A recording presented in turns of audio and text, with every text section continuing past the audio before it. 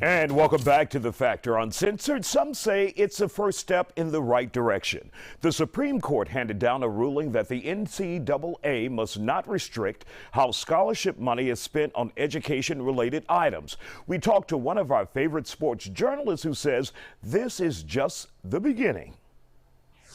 And joining us now on The Factor Uncensored is sports journalist Kim Davis from Chalk Talk. Glad to have you here on The Factor. So what does this mean for student athletes, the NCAA, and universities around the country, Kim? Well, it's always good to be here. What it means is it's another step closer, right? It does not mean that universities can pay athletes, like can't pay them legally.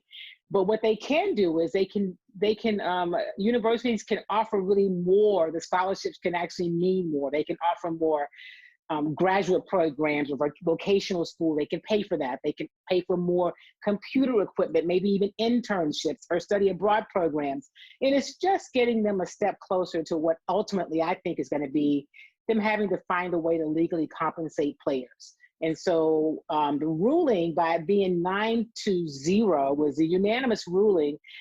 It basically says you can't just keep the rules the way they are. First, we started, a year ago, maybe 2 years ago now, with they can use their likeness to make money. Now there's this. I just think it's inching closer to some sort of payment for players.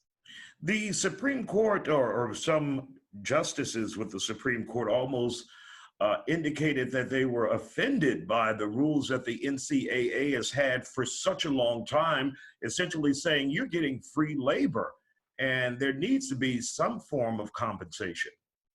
They should be offended, Isaiah. We should all be offended that these young men and women are making so much money for their institutions. The coaches make a lot of money. The higher ups in athletics make a lot of money off the backs of these young people that can't really work when they're on scholarship. And so, yeah, we should be offended that it's so lopsided. And to say, well, they're getting to go to school, the millions, hundreds of millions of dollars they're making, it needs to be some sort of difference in terms of compensation. And the NCAA has just been against anything until they've been able to now see some cracks in the armor. And they're like, you know what? Let's give a little. They didn't want to give today. Let's give a little so we don't have to give it all. It's starting to happen. Now, we have seen several states around the country, including Texas, pass legislation, like you said, that would allow athletes to be paid for their likeness. Will there be any challenges to that from the NCAA? How does that work?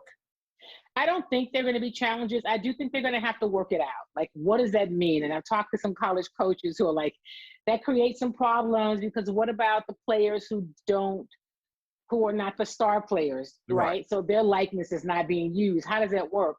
Well, I don't know how it works, but what I say is they're going to have to figure it out because for too long, players have not been compensated and these institutions have made hundreds of millions, billions at this point of dollars off the backs of this. And the lawsuit was really filed as an antitrust lawsuit.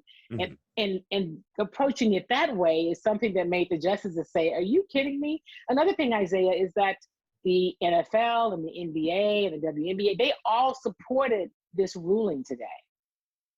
What we have seen in the past, and I don't know if it's still allowed, but you saw many young athletes bypass college and go straight to the NFL, the NBA. I don't know how MLB, and I don't know how that is still allowed, but you have a lot of young people out there, Kim, who don't come from wealthy families or well-to-do families, and they need a way to survive.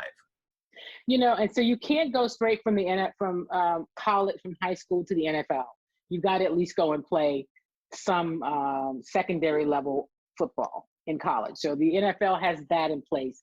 But you're right. There are a lot of players who said, you know what, I'm just going to go straight to the league. And so since they made that change also in the NBA, now you have players who are opting out and going overseas to play, or playing at these, other sorts of institutions without going to college. So it is a matter of, the strict rules, like, am I going to be eligible? I'm going to put in all this time and work. And am I really going to get a college degree?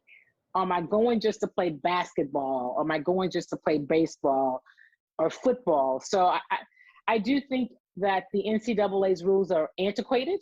They've been around forever, and they've been allowed to have really a monopoly on this free labor, as the justices said, and it's starting to change. And what do they say? How do you eat an elephant? One bite at a time. This is just another bite. Let's see what happens there. Up next.